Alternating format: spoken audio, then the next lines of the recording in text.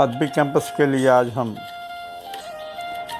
محترمہ شاہینہ کشور صاحبہ جو کینیڈا سے تعلق رکھتی ہیں،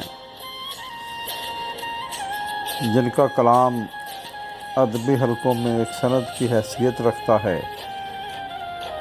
آج ان کا کلام لے کر ہم حاضر ہوئے ہیں۔ احباب ملاحظہ فرمائیے،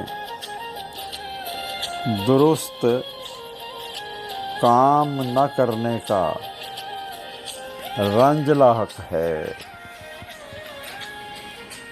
درست کام نہ کرنے کا رنج لاحق ہے،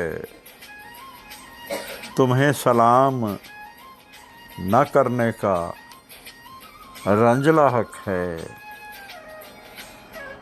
وہ ایک شام جو روز ازل سے میری نہ تھی،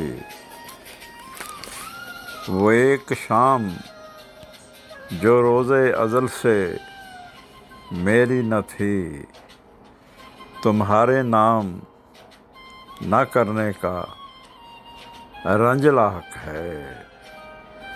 تمہارا رنج محبت ہے گفتگو سے الگ، تمہارا رنج محبت ہے گفتگو سے الگ، ہمیں کلام نہ کرنے کا رنج لاحق ہے۔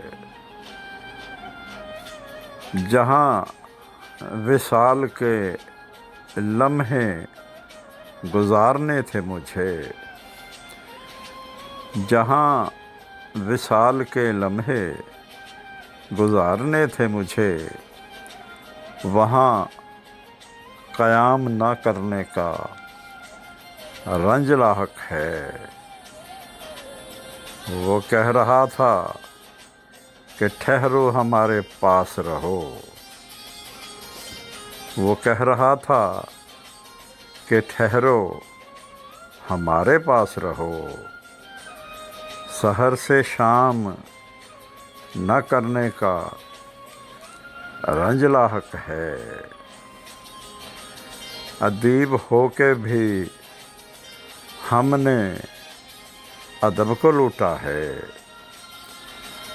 ادیب ہو کے بھی ہم نے ادب کو لوٹا ہے، ادب کو عام نہ کرنے کا رنج لاحق ہے۔